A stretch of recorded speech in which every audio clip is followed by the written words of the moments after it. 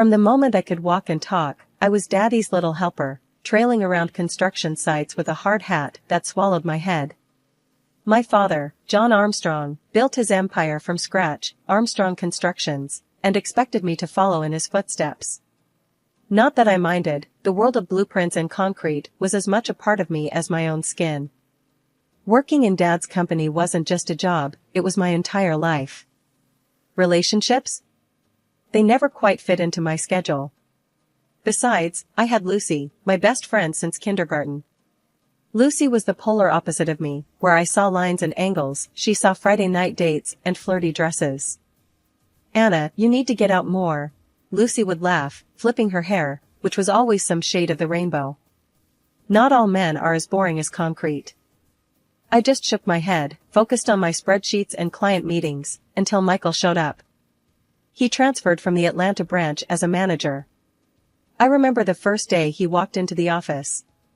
He had this easy smile and a way of making everyone feel like they were the most important person in the room. "Anna Armstrong, I've heard a lot about you. All good things, I promise," he said, extending his hand. His grip was firm, confident. "Doubt that. If they told you I'm a pushover, they lied," I replied, raising an eyebrow. He laughed, a genuine, head-back sound. "I guess I'll have to find out for myself." It didn't take long for his charm to work on me. Coffee breaks turned into dinner dates. Dinner dates turned into late nights talking about everything and nothing. Michael wasn't like the guys Lucy dated. He was persistent but respectful, ambitious but grounded.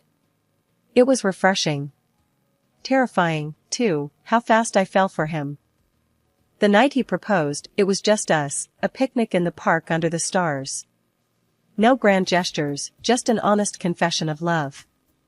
"Anna, I'm not a man of many words when it comes to feelings, but I know this, I want to spend my life with you. Will you marry me?" "Yes," I said without a second thought. The decision was as solid and straightforward as the foundation of a skyscraper. The morning of my wedding felt like any other day, except for the knot in my stomach and the bouquet of white roses shaking in my hands. "Can't believe I'm doing this," I muttered to myself, staring at my reflection. The girl in the mirror looked like a bride, all dressed in white, but her eyes were wide, like she was about to step off a cliff. "Hey, you look like you're going to a funeral, not your own wedding," Lucy teased, bustling into the room with a bag of makeup and a grin. "Let's add some color to those cheeks." I rolled my eyes, but let her dab my face with powder and paint. "Don't make me look like a clown, okay? It's just Michael out there, not the royal family." Lucy laughed, her hands expertly moving brushes and liners. "Trust me, by the time I'm done with you, Michael's going to fall in love all over again." The ceremony was a blur. Dad walked me down the aisle, his arm a steady weight on mine. "You sure about this, kiddo?" he whispered when we were halfway down. I squeezed his arm. "Yeah, Dad. I'm sure." Michael was waiting at the altar, his smile wide and sure. It anchored me, made my steps lighter. The vows were simple, words I'd heard 100 times in movies and at friends' weddings, but they felt different coming from my lips, promising forever to the man in front of me. Sarah, Michael's sister, came with her 2 little ones, thanking me for making her brother the happiest man alive. "I don't know how you did it, taming my wild brother," she joked as we watched Michael dancing with some of our nieces and nephews. "Just had to use the right bait," I quipped, watching him with a mixture of adoration and amusement. The next few weeks were a whirlwind of thank you cards and unwrapping gifts. But the biggest change was Michael's idea that I should quit my job and focus on us, on our home. It sounded so old-fashioned, and nothing like the life I'd envisioned for myself. "You really think I should quit?" I asked one evening, the brochures for new kitchen counters spread on the table between us. "Yeah, babe. Look, you've been at your dad's beck and call since you were a kid. It's time for us now," he said, his hand covering mine. I chewed my lip, looking down at our entwined fingers. "And if I hate it? If I'm a terrible housewife?" He chuckled, squeezing my hand. "Then you go back to work, and we hire a maid. But I've got a feeling you're gonna be great at this." So, I gave my notice at the company. Dad was surprised, but supportive. The last day at the office was bittersweet. I packed up my desk, my heart heavy but hopeful. Maybe Michael was right. Maybe it was time for a new chapter. That night, as I tried a new recipe for dinner, burning the garlic and undercooking the pasta, Michael wrapped his arms around me from behind. "Smells good," he lied, kissing my cheek. I leaned back into him, the familiar fear of change nagging at me. But there was also excitement, a thrill of stepping into the unknown. "We'll see," I said, hoping my new role as a housewife would feel as right as my old one had. 3 years into our marriage, and life had found a rhythm, sort of like the ticking of the clock in our kitchen, steady, predictable, but sometimes, a bit too silent. Michael had scored a big promotion at the company, thanks to Dad. The pay was good, really good. We should have been on top of the world, dreaming up nursery colors, and picking out baby names. But the baby part, well, it just wasn't happening. I had seen doctors, had tests done, and everything came back normal. "Just give it time," the doctor told me, flashing a smile that was probably meant to be comforting. So, I waited, filling my days with projects around the house, turning our home into something out of a magazine. During this time, Lucy dropped a bomb. She was pregnant. The news hit me hard, though I masked my shock with a smile. "That's amazing, Luce. Who's the dad?" I asked, trying to keep my voice light. She shifted uncomfortably, avoiding my gaze. "Oh, you don't know him. Just, someone I met." She quickly changed the subject. A few months later, she had a baby boy. I got her a nice gift, something chic yet practical, a designer baby bag. "You're a lifesaver, Anna," she said, hugging me with one arm while cradling her son in the other. Meanwhile, Michael started spending more weekends at his sister Sarah's place. He said she needed help with the kids since she was doing it all alone. "I just want to make sure they're okay," he explained one Friday as he packed a small overnight bag. "Maybe I could come with you? Help out a bit?" I suggested. Sarah was family, after all, and I liked playing aunt. No, he brushed off my offer with a quick wave of his hand. "It's a lot of chaos with the kids. I don't want to drag you into it. I'll manage." So, I started buying little gifts for the kids, books, games, things to keep them busy. "Send these along with you," I'd say, handing over the toys. Michael would smile, thank me, and head off. But the doubts began creeping in. Little things at first. The way he'd avoid my gaze when talking about his weekends. The rushed phone calls he'd end the moment I walked into the room. One day, I decided to talk to him about it. I waited for him in the living room, rehearsing what I would say. When he walked in, looking tired, my heart softened a bit, but I pressed on. "Michael, are you sure everything's okay with Sarah and the kids? Maybe I could help her out during the week. I have free time, you know." I pushed, watching his reaction closely. He hesitated, then shook his head. "No, I told you, it's under control. You don't need to worry about it." Something in his tone didn't sit right with me. It felt like he was hiding something. But I didn't want to push him further right then. I spent that Saturday like any other, deep cleaning the house, while Michael was helping Sarah with the kids. I vacuumed, dusted, and scrubbed. By mid-afternoon, my energy waned, and I decided a change of scenery might do me good. A quick trip to the mall for new curtains seemed like the perfect excuse to get out. As I turned the corner near the food court, I froze. There was Sarah, holding her children's hands. They were laughing, a carefree moment that felt so alien to my current state. "Sarah," I called out, my voice a little too eager. She looked up, a bit startled, then smiled. "Anna, what a surprise. How are you?" "I'm good, just grabbing some things for the house." "And Michael, is he here? Helping you out today?" I probed, trying to sound casual. Sarah's face shifted slightly, a flicker of confusion passing over her features. "Michael? No, he hasn't been here today." "Was he supposed to be?" My heart sank, but I masked it with a quick laugh. Oh, I must have misunderstood. I thought he was spending the day with you and the kids. No, the last time Michael came over was, well, it's been a few weeks, actually. We've just been texting, mostly. Is everything okay? Sarah asked, now looking concerned. Yeah, everything's fine. Just mix-ups, you know? I replied, my mind racing. Well, I'd better keep shopping. Those curtains won't pick themselves. Sure, let me know if you want to grab a coffee or something, Sarah said, as we parted ways. I nodded, but as soon as she was out of sight, my legs carried me quickly away, my heart pounding in my chest. Michael had lied. He wasn't with Sarah, he hadn't been for weeks. The realization hit me like a slap in the face. Where was he, then? And why lie about it? The house was quiet when I got back, too quiet, echoing with the loud doubts now filling my head. I threw my keys on the table and sank into a chair. My hands trembled slightly as I took out my phone. I needed answers, and there was only one way to get them. I dialed Michael's number, my fingers numb and cold. He picked up after the second ring. Hey babe, he answered, his voice cheerful. What's up? I swallowed hard, trying to keep my voice steady. Where are you? I'm at Sarah's, helping her out. You know, the usual chaos, he replied, a hint of strain now audible behind his casual tone. In the background, I could hear the unmistakable sound of children laughing. My grip on the phone tightened. Sounds like you're having fun, I said, trying to sound nonchalant.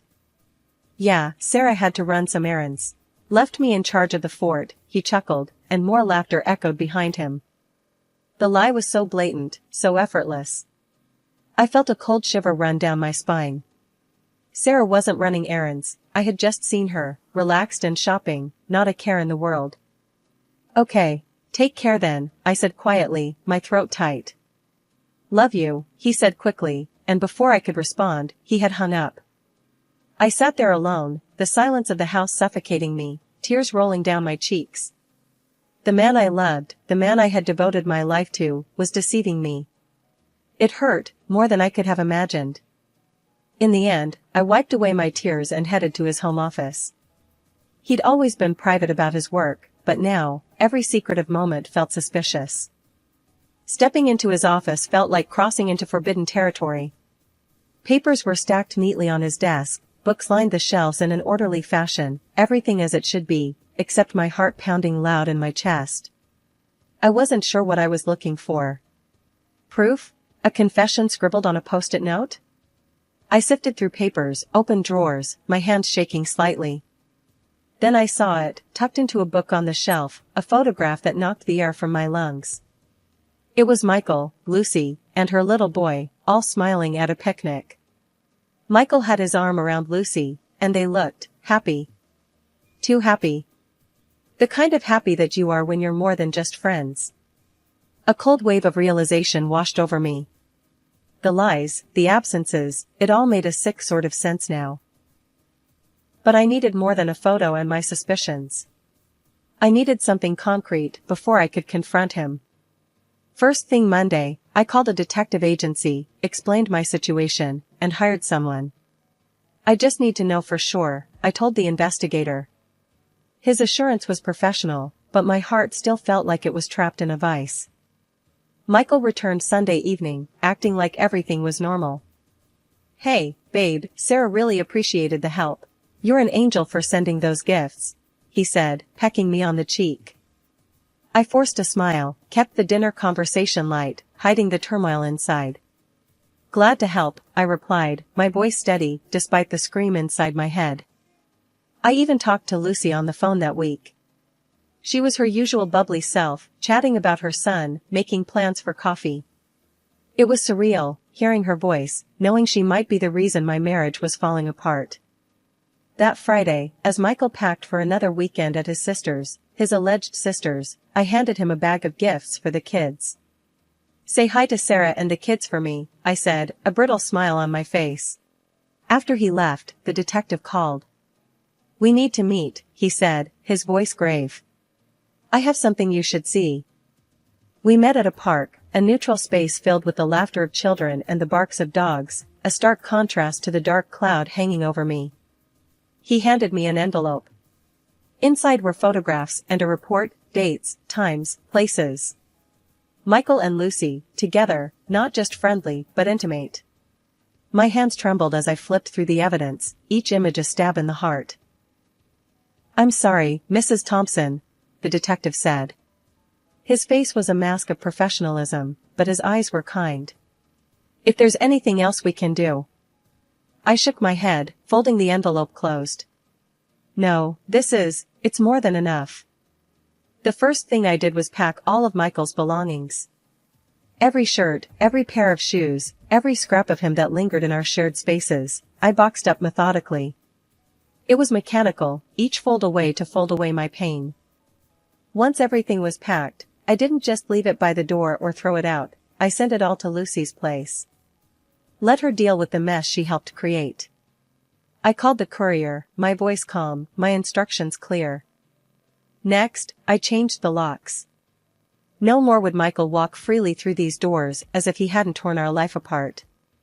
This symbolic gesture felt like sealing off my heart from further damage. With the house now feeling less like ours and more like my own, I drove to my parents' house. My parents were shocked as I told them everything, the affair, the lies, the duplicity. Dad, usually so calm and composed, grew visibly angry. "You need to divorce him, Anna. No second chances," he said sternly, his disappointment in Michael palpable. I nodded, the resolve settling in. I had already filled out the divorce papers, each line a nail in the coffin of my marriage. As evening fell, my phone started buzzing. Calls from Michael. Texts. Voicemails. I ignored them all. Lucy also tried to reach out, her messages a mix of confusion and panic. I silenced my phone, unwilling to hear their excuses or lies. Late in the evening, a car pulled up. I watched from the window as Michael stepped out. He walked up to the front door and rang the bell. When I opened the door, Michael's face was a mix of confusion and anger. "Anna, why did you send all my stuff to Lucy? What's going on?" His feigned ignorance fueled my anger. I smiled, cold and hard. "And how do you know your stuff is with Lucy? Weren't you supposed to be at your sister's?" The color drained from his face as he realized the trap he'd walked into.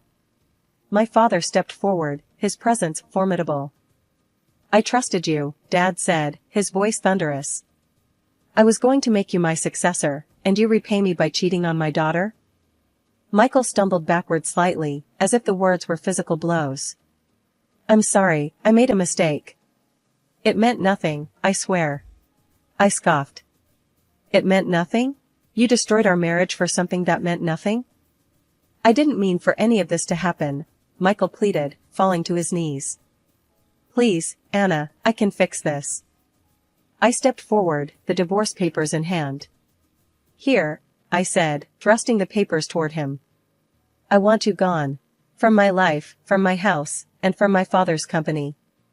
Michael took the papers, his hands shaking. He looked up at me, eyes brimming with tears, but I felt nothing but revulsion. Dad turned to him, his final words cutting through the tense air. "You're fired. And expect a call from my lawyer. We'll be seeking every penny back for what you've done." Michael, defeated and broken, slowly got to his feet and walked away, his future as shattered as the life he left behind. I watched him go, feeling a mix of relief and pain. The chapter of my life involving Michael was closed. A few days after the confrontation, my phone rang. The number was familiar, too familiar. It was Lucy. I hesitated but answered, steeling myself for the conversation. "Anna, why did I get a request for financial compensation in the mail?" Lucy's voice was tense, a mix of confusion and anger. "I'm suing you for the damage you caused by having an affair with my husband," I said, my voice calm but firm. "Anna, come on, you have to understand, I never meant to hurt you," she started, her voice shaky. "I don't need your excuses, Lucy.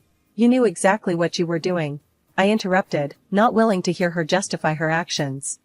Lucy's tone shifted, the desperation clear in her voice. "You have everything, Anna." I've always been in your shadow, struggling, while everything was handed to you.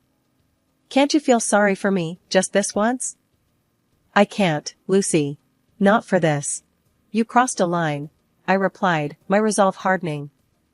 She let out a bitter laugh. I always envied you, Anna. Your perfect life, your perfect job. I thought maybe for once I could have something that made me feel worth something too. That didn't give you the right to destroy my marriage, I said coldly, feeling the old pain mixed with fresh anger. Later that week, my lawyer called to discuss Michael's latest move. He's asking for mediation to settle the divorce terms, Anna. It would avoid a trial, keep things less public, he explained. After a moment of thought, I agreed. The day of the mediation, I walked into the lawyer's office, every step firm, my heart guarded behind a wall of icy determination. Michael was already there, looking worn and remorseful. I didn't buy it for a second. As we sat down, Michael's lawyer laid out their terms. It was almost laughable, how little he thought he could get away with giving up. No, I said simply, meeting Michael's gaze for the first time that day. He'll also pay for the damage caused. And he will renounce any claims to my father's company and my properties. After hours of negotiation, pushed by his lawyer, Michael agreed. He would compensate me financially for the betrayal and cover the legal demands against Lucy. He also formally renounced all claims to any part of my family's assets. As the final papers were signed, a weight lifted off my shoulders. The money wasn't a salve for the betrayal, but it was accountability, something Michael had to recognize and feel. I hope you find what you're looking for, Michael, I said as we parted, not sure if I meant it. I'm sorry, Anna. Truly, he replied, his voice low.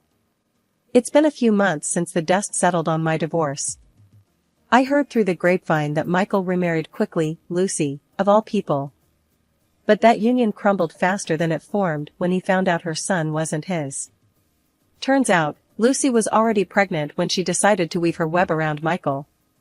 Now, she's struggling, raising the kid on her own, scrambling to make ends meet. As for Michael, his career never recovered. He bounces around, picking up whatever work he can find. Last I heard, he was doing some low-end jobs, nothing that would ever match up to the life we had planned together. As for me, I threw myself into my work. One crisp morning, I was early at the office, the first to arrive as usual. That's when my dad came in, his steps echoing in the empty hallway. Morning, Anna, he greeted, his voice breaking through my concentration. Morning, Dad, I replied, minimizing the spreadsheets on my screen. What brings you in so early? He walked over to my desk, a serious look on his face that told me he meant business. I've been thinking, he started, leaning against the edge of my desk. It's about time we talk about expanding the business. I think you're ready to take on more responsibility. I paused, absorbing his words. Are you sure?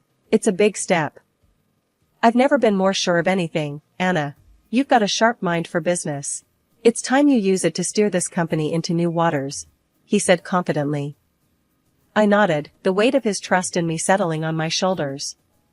I'll do my best, Dad. You know I will. I know. That's why I'm suggesting it, he replied with a smile, then turned to leave before pausing at the door. Oh, and there's a community charity event next week. I want you to head it. Show them what the Armstrongs are made of. The days that followed were a blur of activity. Planning the charity event took up most of my time, but it was a welcome distraction. It gave me a sense of purpose, a direction to channel all my energy, something that had nothing to do with my failed marriage. The night of the event, as I stood at the podium, looking out at the crowd of familiar faces, I felt a surge of pride. I had organized this, brought these people together for a good cause. It was my hard work that made this happen, not anyone else's.